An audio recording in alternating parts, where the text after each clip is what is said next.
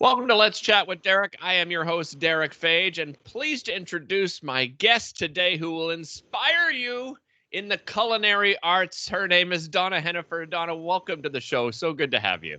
Thank you so much for having me. I'm excited to talk food at any time of the day. So 11 o'clock. I know you are. And I love your title. It's Culinary Artist and Alchemist at Edible Elixirs, which is a fantastic title for anybody in the culinary business. Right.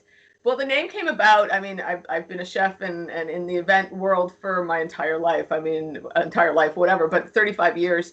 And that name came to me with this deep knowing that when we infuse our spirit into whatever we're creating, it just creates these, what I call magical morsels for life. Right. Love and longevity. So we get this capacity to sort of really infuse what we're cooking. So certainly what I do as a profession, but how I teach people to sort of integrate all of themselves into it. No different, your own profession. When we find that our spirit, our life force, whatever it is, our energy really goes into that, we're able to really catapult it. So yeah, but for me, food is definitely my medium. So where did the passion come from?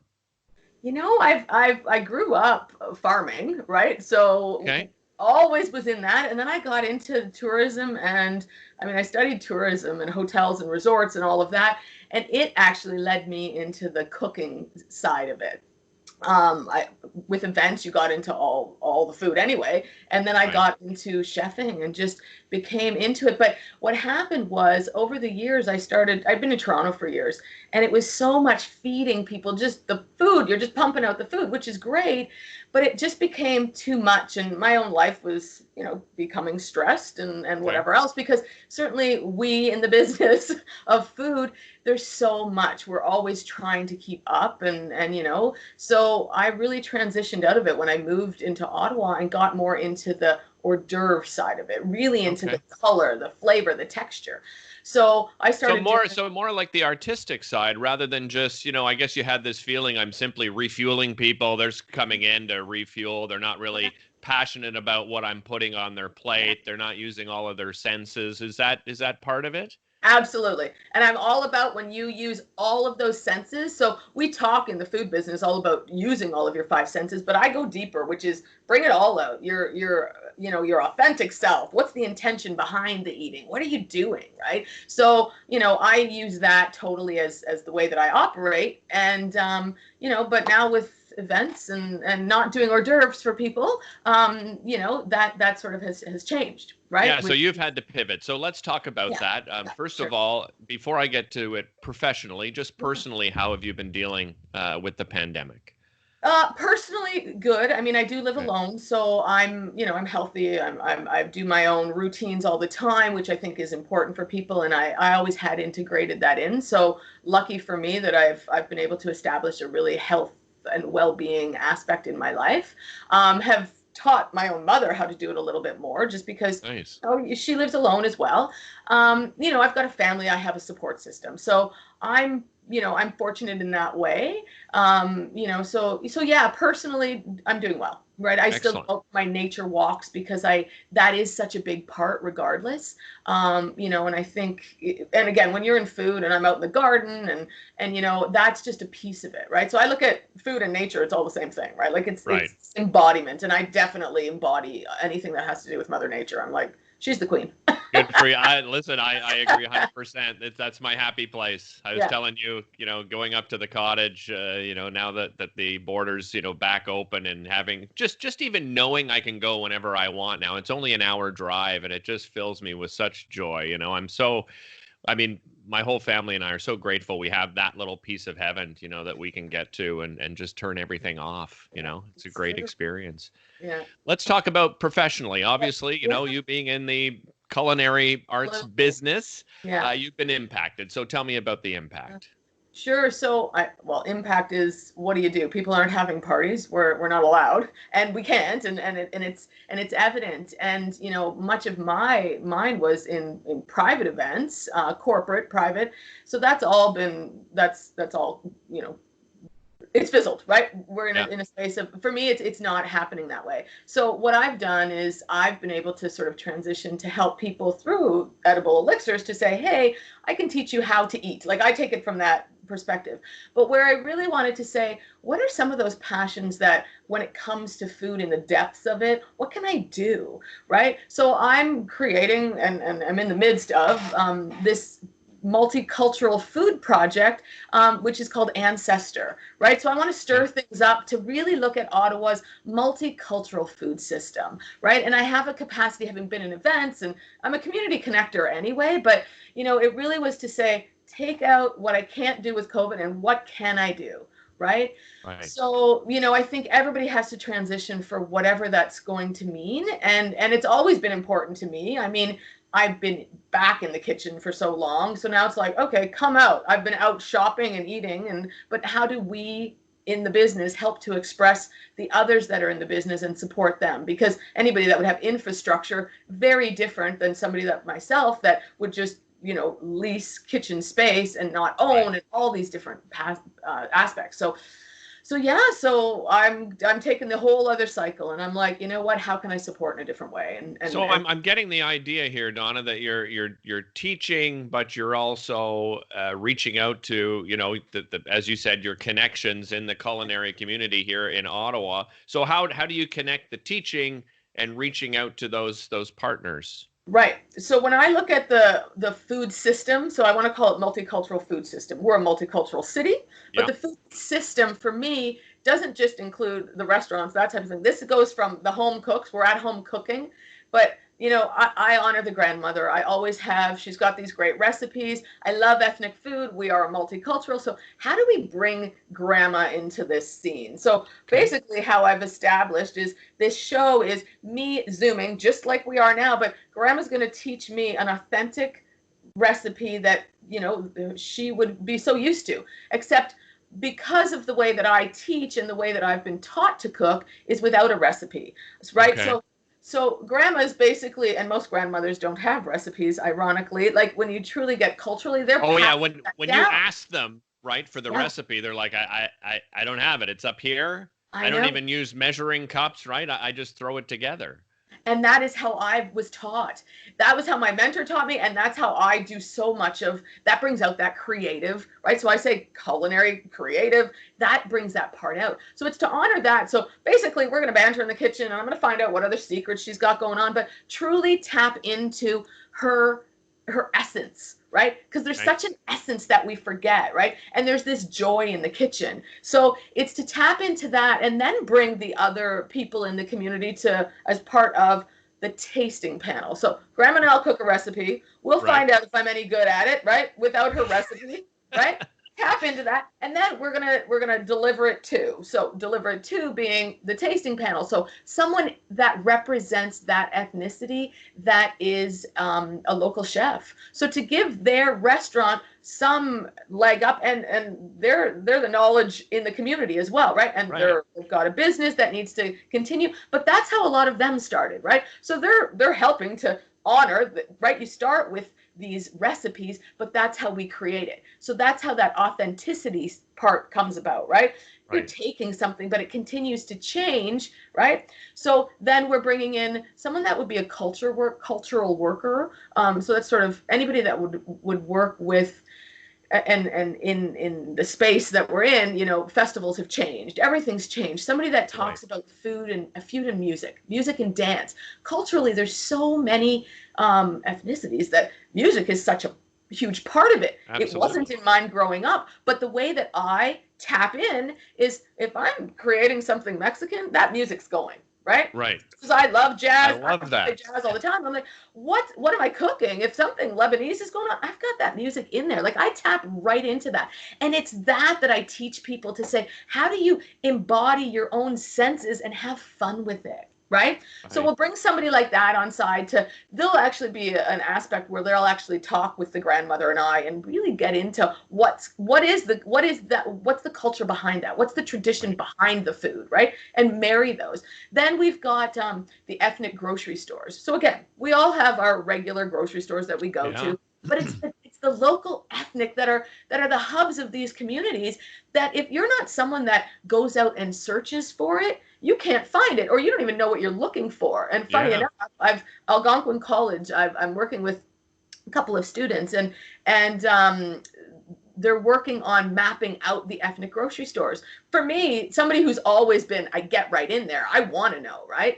Right. And don't know often where to find these ingredients, right? So we'll go out, and not only we'll have the map, but we'll actually go out and here's where you find it. Here's this interesting thing that you may not know what to do with it, right? Then we'll have this cook-off. We'll bring in someone in the media. I mean, the media, you guys, what you do is support the rest of what's going on in the community, right? Right.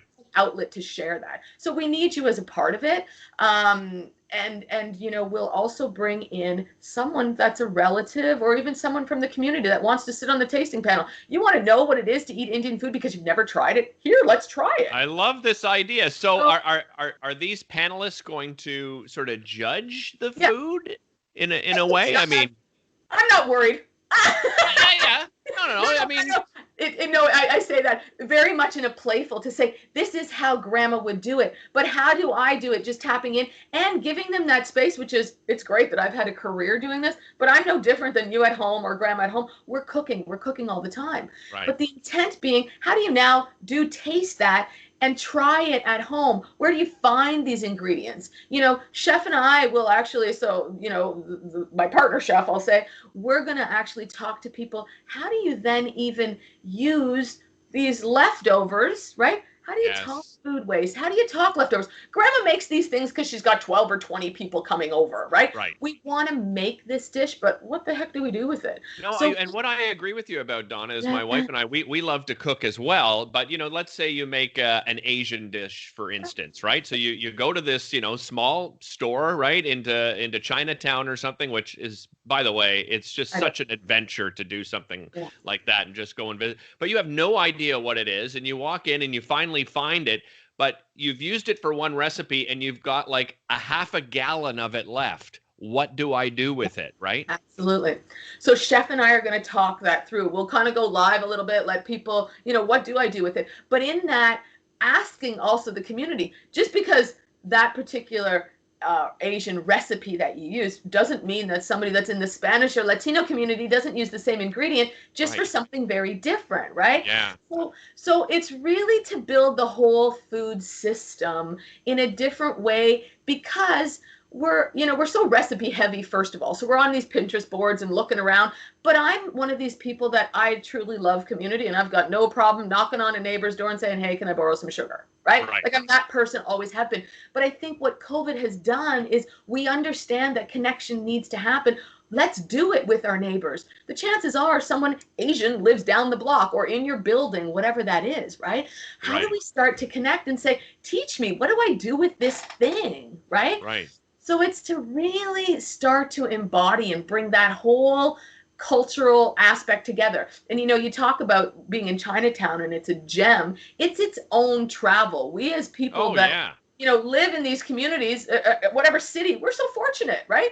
I agree. Out, you can find it. Yeah, you know, you might have to look a little bit, but I'm like, it's there, and they're there to teach you. I've always said this too, Donna. My wife and I, it dawned on us a few years back, as you know, as we started to travel together, you started realizing that, you know, we go to another city, another country, and we visit the Chinatown in that city. We visit, you know, Greek town in that city, and then we were like, why aren't we doing it in our own city? Yeah. Like what we're missing out on this, you know, tourism. It's called opportunity. Local tourism. Yeah. To me, it's local tourism, right? And so what this brings about is, how do we shop local, right? How do we boost our local economy in a different way? Tourism's there for the people that come in. But just like you're saying, you know what? Someone that comes in is like, I want to try, how do they think they're going to make Asian? Or I only, you know, a lot of people's palates aren't quite as big potentially as yours or mine, right? So how do we get them into these, you know, smaller pockets? And again, I go into the authentic side, because food is an expression of multicultural communities, right? Yeah. So very much, right? And, you know, I say they, but typically there's only, I mean, 80% of our meals are cooked in home anyway, right? 20% of what we do is outside. So we're still going to do it, but how do we change that repertoire? How do we use those ingredients differently? How do we, shift around just what's going on, right? So yeah. Right. So it's a big project, but I see all the moving parts, and it's always been a part of my life because I'm always out there shopping. I'm always like, what's that thing, and how can I do it differently, right? But I need the other people, right? I come from one lens, they're going to come from another, and that's that authenticity to say. That's the beauty of it. Yeah, and I think, so many people for years have said, teach me how to cook, and I'm like, you already know how. Tap into what you know, and then add something into it, because once you shift your mindset around, okay, maybe I don't know how to do it, but that's one meal. Okay, so I'm not going to do that one. Right. But when you put that spirit back into it, right? When you take that pause to cook the meal instead of grabbing the thing and running off, you have a different relationship with it, right? Yeah, I agree. And you know why? Because I think oftentimes, Donna, just going back to what you said a second ago, was that oftentimes we do the same recipes over and over again. And then you start getting bored with some of these wonderful ingredients. And I'll give produce, as an example. You buy broccoli, you buy cauliflower, you make it the same way all the time. And then you kind of get tired of buying broccoli and cauliflower, right? Whereas, they're such wonderful tools. You just have to, make them differently than you have, than maybe your mom or grandmother made, boiled them all the time, right? And that was your only experience. But if you look, if you go to people like yourself and you reach out to, your greater community, your multicultural community, you'll find ways that'll make it interesting for you. It's like exercise. If you're not changing up your exercise routine, you're probably going to get bored with it. It's the same with your culinary routine, right?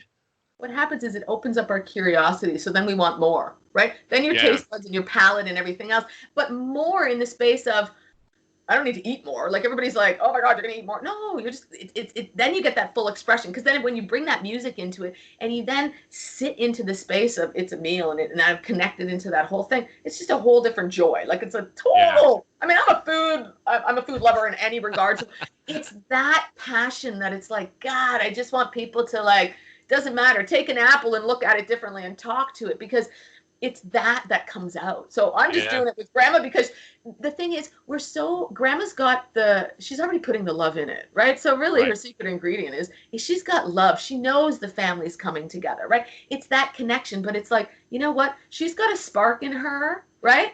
Or him.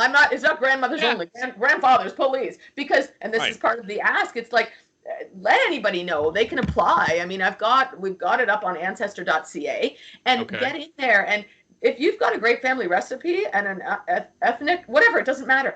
Drop it in. We want that. We're going to come out. We're going to zoom in, find people in the community. If you want to be on the tasting panel, we need you. It's not about me. It's about how do I help to build this in a whole different way and totally express and say, get out and meet your neighbors and eat food differently and celebrate. I can see this growing so big too, is that, not even like two of you doing it. Maybe there's five of you on Zoom doing the same recipe and talking through it. I mean, what a magnificent experience that would be for viewers. Yeah. I love the idea. So when do you plan on launching all of this? So we're hoping by, I say mid-June. So if everything keeps going as it's planned. So because there's still so many moving parts, right? And I think I could have started it just as I'm just going to be Donna in the kitchen and find whatever. But I'm like, I am you know what? Something needs to shift around, build this in an impact space and in the right way, like impact to say, this is what's out there. This is something that I'm used to. And I would love people to know all these grocery stores, all these places, get out there and find out how, right? And then share it with your neighbor. If you make something great and you're like, okay, now I've got 25 servings, great, right? Yeah, absolutely. Freeze it. People don't even know what to do with things after. So that little piece will come out of it. And that's where the local chef, they'll help. They're going to come very different, all come in from a different lens. And we're just going to say, here, let us help. But again, let the community help build it too. Yeah. I cannot wait to get my hands on this map. Yes, we're excited. I want this map.